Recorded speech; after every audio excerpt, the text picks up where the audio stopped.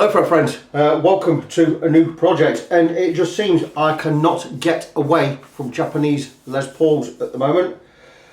As one goes out, another's already come in ready for work, and it's another refret and it's another Japanese Les Paul, and again this is amazing.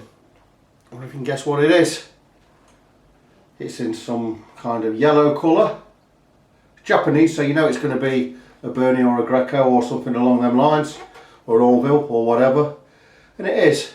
It's a Burny. First time I've had one of these in, and it's coming for a refret, and it's a returning customer. I did an Explorer for him last year, and he's come back and he wants this refretting.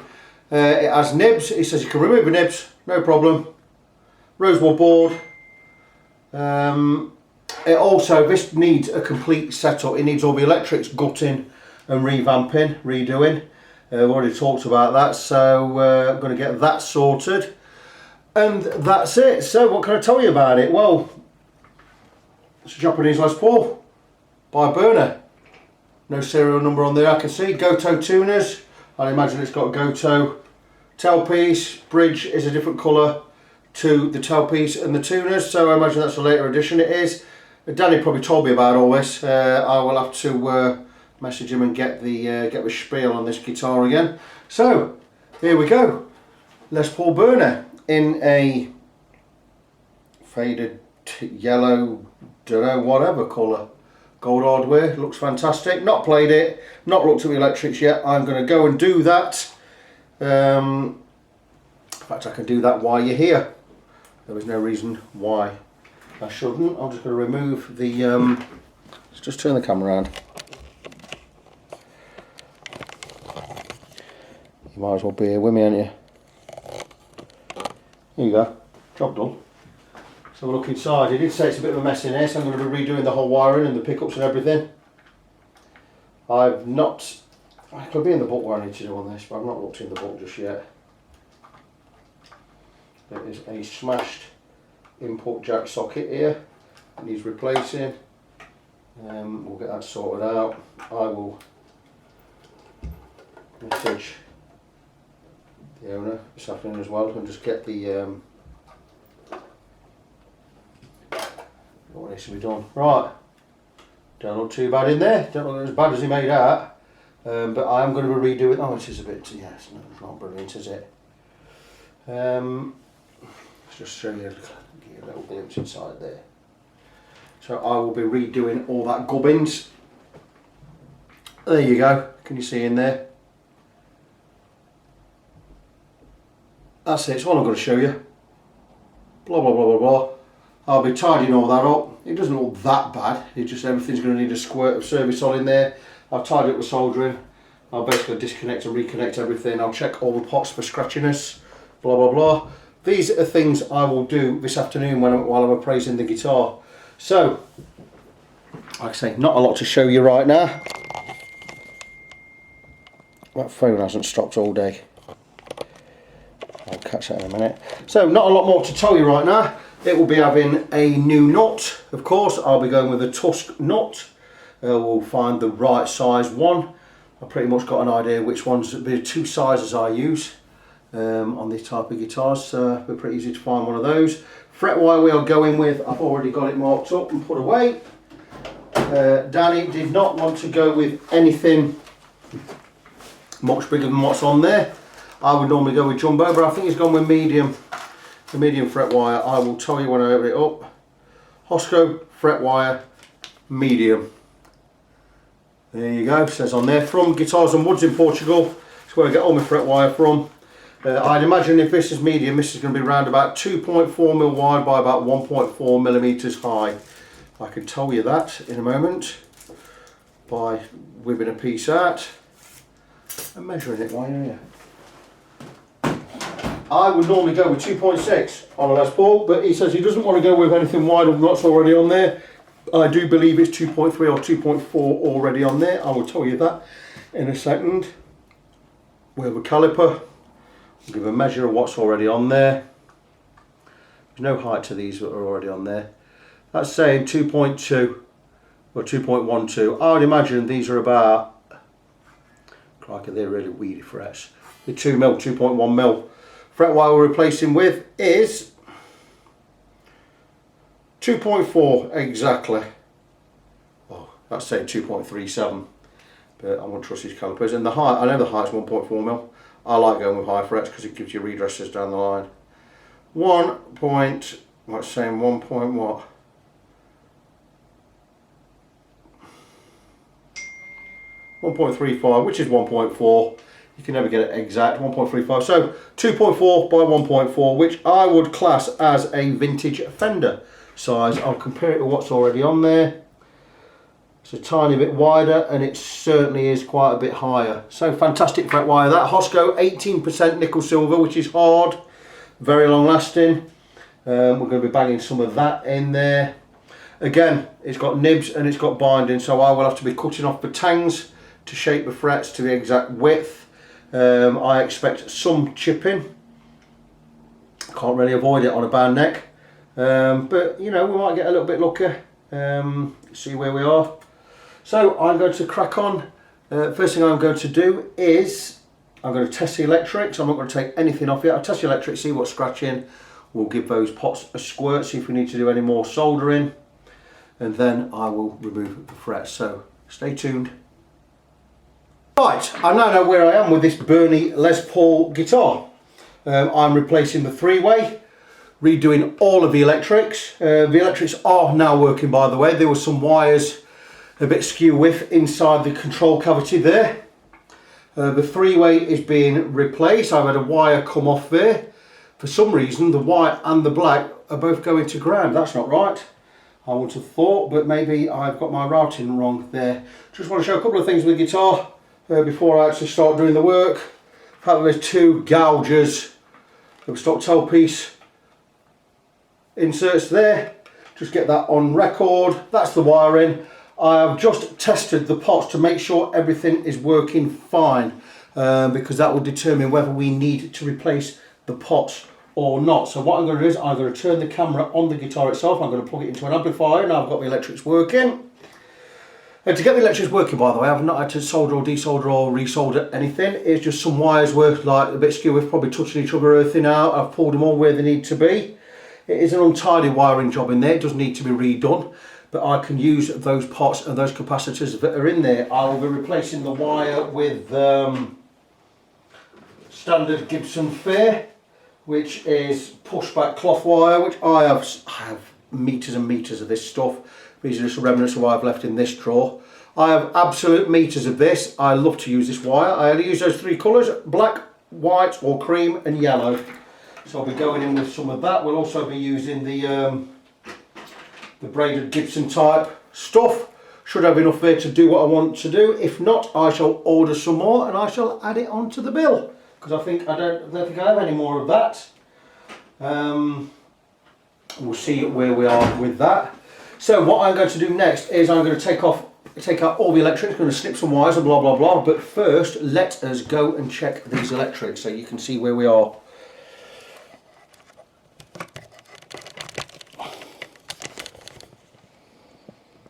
And there you go. We'll just point it on the guitar.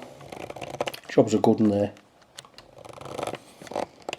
We can zoom in a little. I think we'll do there. So I'm going to plug it in to my THR 10X Yamaha amp. We are in, nice clean channel. We'll just make sure I've got it in the middle position, so all the both pickups should be on. Obviously making out, maybe I pulled a wire off on that one. Yeah, who cares? We knew we had a problem anyway. Okay, so we're just on the bridge pickup. But let's check the pots. It shows this one is wired in because even both volumes are working. No crackling on the pots, you'll notice. Let me turn the amp right up so you get an idea. Now you can hear the buzz of the amp. Volume. That's normally neck volume. That is neck volume. So neck volume, bridge volume. Tone. Little bit of crackling there.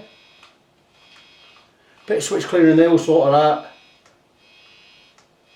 So I think we're determined that all the pots are okay. That's fantastic. So now what I can do is I can rip the guts out of this guitar, get rid of all the electrics, and we can rewire from scratch. Happy enough about that, mate. So that's what I am going to do. I shall leave the bridge mount and the tailpiece mount in there. Going to remove the pickups, remove the three-way, remove all of the electrics. I will remove the nut, and I think once that's all done, we'll come back and we'll start getting these frets out. Now I'm hoping we don't get much chipping.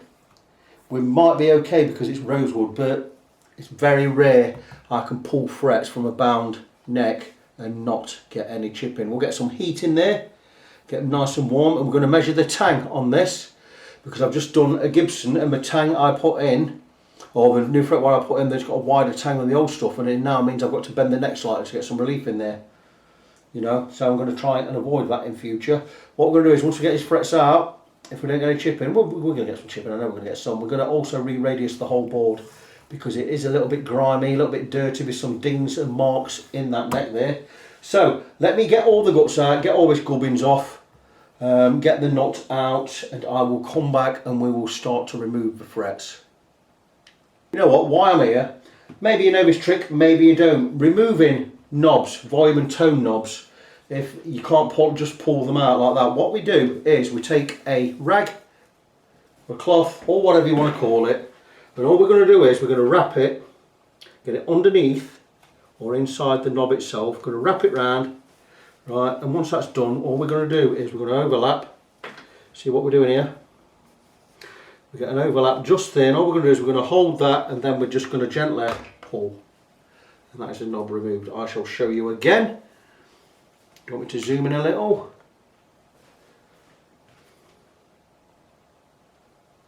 Can you see there? Right up in that top corner. We're going to take the cloth, we're going to underneath the knob itself, bring it to meet in the middle, we're going to spin it round just like so, and all we're going to do is we are going to gently pull. That is the knob removed. Absolutely fantastic. That's how we do that. I'm going to remove everything else from the guitar, and I will come back, like I said, when we are ready to pull these frets. I thought I might as well show you this, a nut removal. Now, it shouldn't be mentally glued in, so what I would do is I want to be tapping it just ever so gently, just to get it moving, just to break the seal of the glue. And what I'd normally use is I'd use something like a not straight edge. I have, and all I'm going to do is place it on the end of a nut here, nice and flush. I'm going to take my fretting hammer, like so, and I'm just going to tap. Just a couple of taps just to break, and you can see it's broke that seal there. That's brilliant. And then what I will do is I will take something with a flat end, something like a, where am I? Yeah, something like one of these gubbins. My truss rod, hex, keys, and I'd take this end like so, and I would place it on the nut like so, and I would just give it a couple of taps just to get it moving. And there you go, it's already moving. And that's it. So we've more or less got it out. Then I'll take a flat blade screwdriver if it's lifted at one edge, and I will just gently prise it out, and that's the nut removed. We've caused no damage at all. We've got a nice clean surface in there. I will be replacing this nut. It's absolutely guaranteed that this nut will not be high enough when I get the new frets in there, because the new frets are going to be a little bit higher. Next thing I'm going to do something I should have done before. I should be testing the truss rod nut to make sure the truss rod's working both ways. So hope and pray that it is working both ways. I'm sure it is. I will test that, and I will come back to you in a second. This is all going very, very well. We are moving on. I've removed all of the hardware, like a caraucha, like such. Just left one earth wire in there. I've got the new jack plate on there. I have the nut removed. Next thing we're going to do is we're going to remove the frets, but before we do that, I'm going to show you how I go about doing things. When I have stripped a guitar completely, what I do is I get a nice big pot and put all the bits for that guitar in that pot. As you see, the knobs, the back three-way plate there, got the input jack there, we've got tailpiece, bridge, we've got the new three-way that's going to go in there, old one's also in there. We have got the bridge itself, blah blah blah, and there's other things to go in. Now I'm going to show you when I do things like this. When I take something like the control plate, the 4 screws, you don't want to lose them. You don't want to get them mixed up with any others. Tape them to the back, and don't be tight with your tape. Don't leave any edges, anything sticking out edges, because they'll drop out and you'll lose them. In there, like so. Before I move on to the pickups, we are going to move on to the pots. There you go, pots. I've just snipped all the wires off. I'm going to clean the backs of all these pots. All that crud is going to be coming off. I would say, without looking, I'd say these are CTS pots. I can't see CTS on there, so I could well be wrong. It's got CP on there. No idea. They look like CTS pots because of the gold stems and the big nuts on there. They're definitely not Bournes, because that's not marked on them. I actually like Bournes pots, but that's all done. It's already wired up for vintage or to vintage spec. Looking at that, we'll be going on that way. So if we're in that way like so, you have got the neck volume, neck tone, bridge volume, bridge tone. We have got 2 orange drop 715p capacitors on there.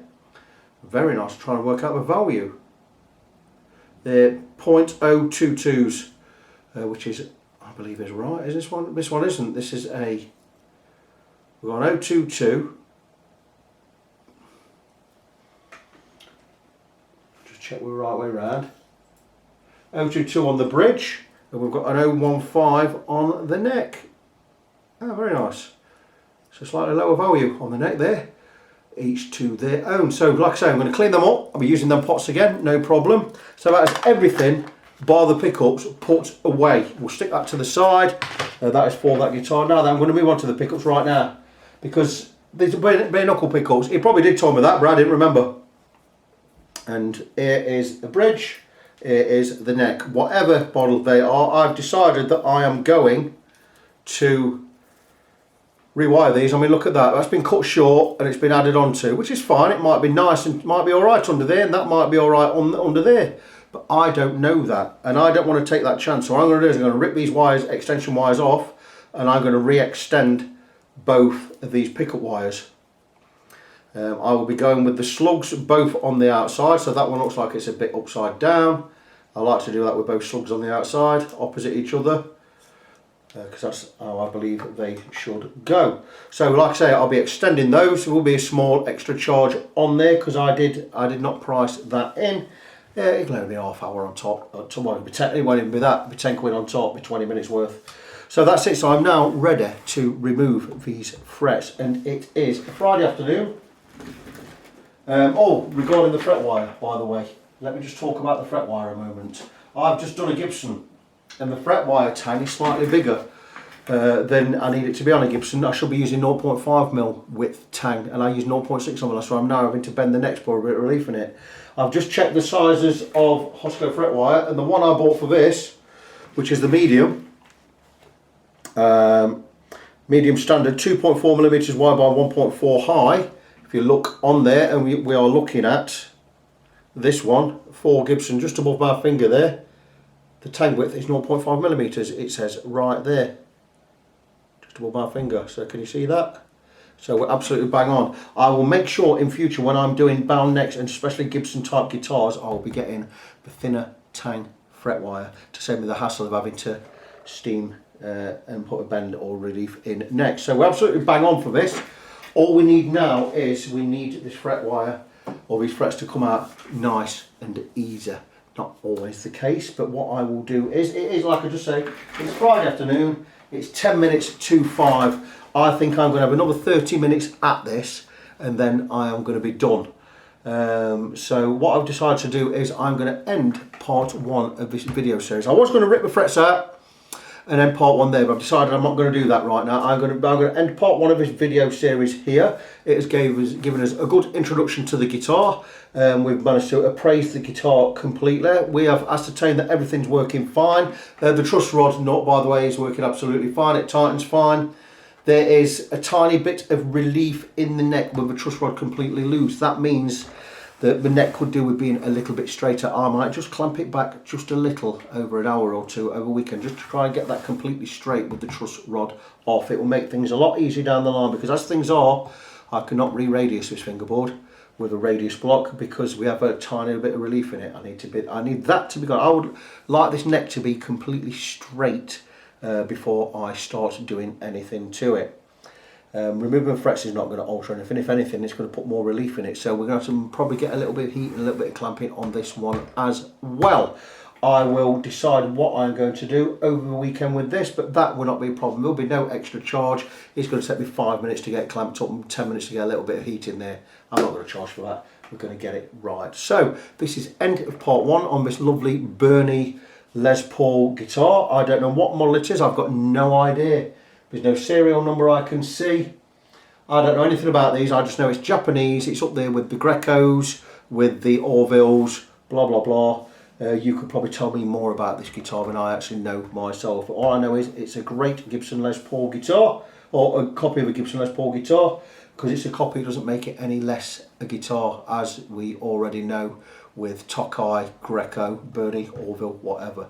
Fantastic guitars in their own right. And any day of the week I would take a Japanese built Les Paul copper over an original Gibson. So there you go. So this is end of part one. Make sure you come back to part two, where we will start removing the frets and we'll start getting the main gist of the work done. I am Victor Christian. I am Fret Friend. My website is fretfriend.co.uk. You can find me on Facebook at facebook.com/NGONESEVEN. That's facebook.com/NG17. Make sure you come back and I will see you soon.